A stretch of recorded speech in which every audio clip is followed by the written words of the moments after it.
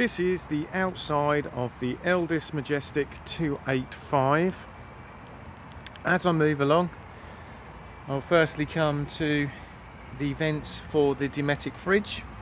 You don't necessarily really need to do anything with these vents, but try to avoid obstruction and spraying too much water at them when washing the motorhome. This motorhome has been fitted with rear air bags on the suspension. These can be inflated and deflated on the dashboard just here.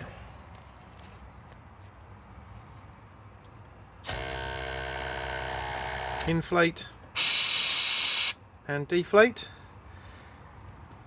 The compressor is located underneath the driver's seat.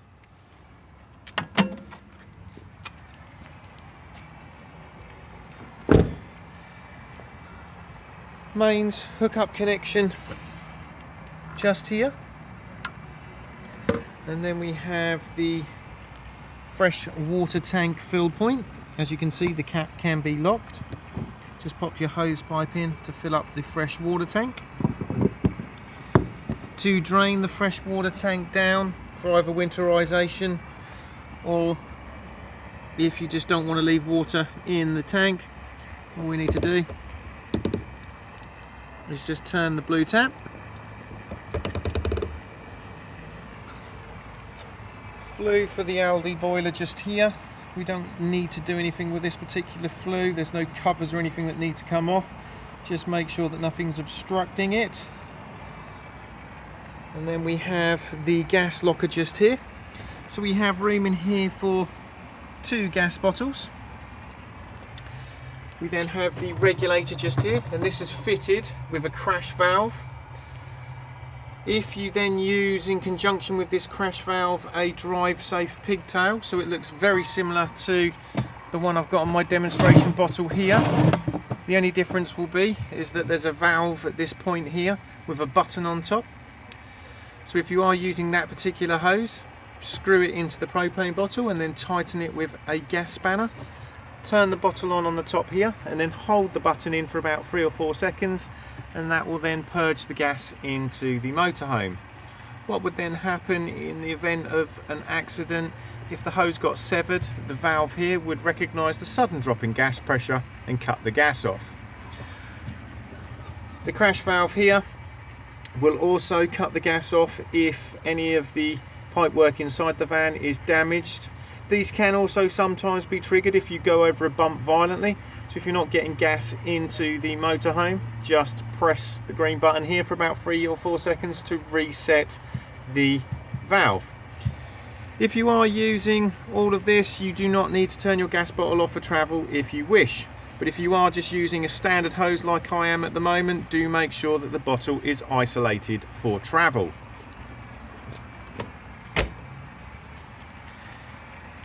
As we come round to the rear, we have the rear view camera up here, and then we have the Fiamma bike rack.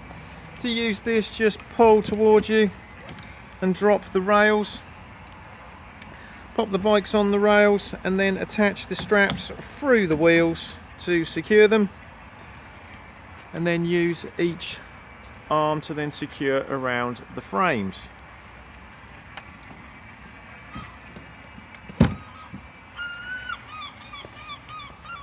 Thetford toilet cassette just here. To remove, just lift up on the orange lever and pull towards you. Before use, unscrew the grey cap and add your toilet chemical with a small amount of water. This is also where the cassette empties from. Just remember that when you are pouring the cassette away, just hold the button in here at the same time to release the vacuum inside.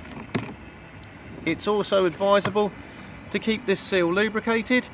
Thetford do their own seal lubricant, but any silicone-based lubricant is fine. By turning this part here, gains access inside the cassette for additional cleaning. If you do need to gain full access inside, this whole section can be removed. You'll see at the moment that the arrow is pointing to the locked point. By twisting this section round to here, this part will then remove. All of these cassettes are now on wheels with extendable handles.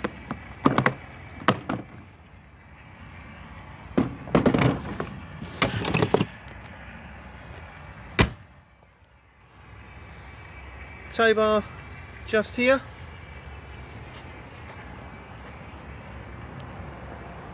And then as we come round, we have the grey water drain, so anything that goes down the plug holes goes into the holding tank and then drains off at this point just here, again just by turning. Spare wheel just sits here, and in the jack and wheel brace kit there's a bar that locates where my finger is just here. You attach the wheel brace to it and then you can wind the spare down. Access underneath the single bed just here, and then we have the external barbecue point. To use this you will need a barbecue adapter. It's basically a brass spear about this long. Attach one end of the hose of the barbecue to it and secure it with a Jubilee clip, and then the other end just plugs in where my finger is just here, and it will allow you to turn the gas on. To remove it, just push on the collar, push it up, and it will then release itself.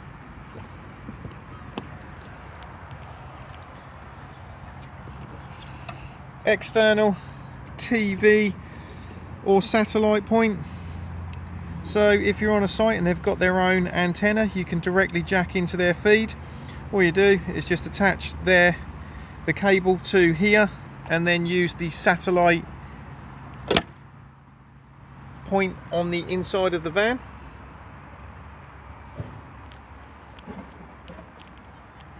We then have the Dometic rollout canopy just here.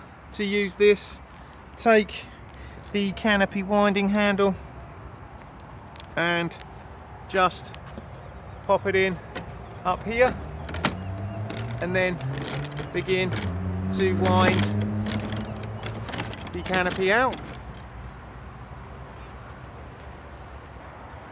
As you can now see, I've wound the canopy out a short distance, and I will now drop the legs to support the awning. It's always best to do it this way so you're not putting too much stress on the side of the van or the awning itself. So if I now just lift up on this grey lever here and then just push in, we can then release the leg, fold it out, and then drop it to the ground. Get the awning at the height you require, and then just lock the grey lever up to lock the leg into place, and then do exactly the same again with the other leg, and again just fold it out and drop it down to the ground, and again get the awning at the height you require and then lock it into place. As you can now see, the canopy is supported and we can continue to wind it out, walking the legs out. And as you can see, once the awning is fully wound out, it comes out a good distance, and then it's just reverse to put it away. Just begin to roll it back in, walking the legs in, and then once it's in a short distance, then put the legs away.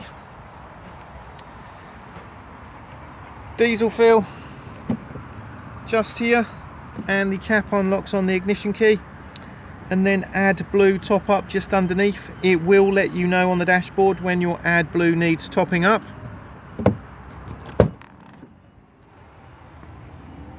Tyre pressures on the door pillar just here.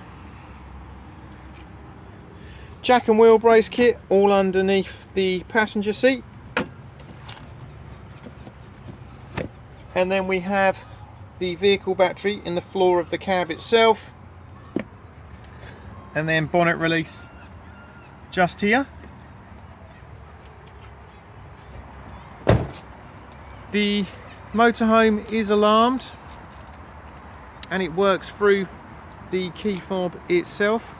So if I now lock the motorhome, we will get a single chirp and the indicators will flash once. If I now unlock the motorhome, we will get a double chirp and we will get 2 flashes. If I want to arm the alarm but disarm the internal sensors, so you can have the alarm active either if you've got a pet inside or if you want to sleep in it with the alarm on, all we need to do is just press the lock button twice. So if I now press it once, we get that single chirp. Then if I press it again, we get a much higher pitched chirp letting you know that you've deactivated the internal sensors. If I now unlock it again, and I now just leave a door slightly on the jar, and I now try to lock and arm it, we will get multiple chirps indicating that something is slightly left open.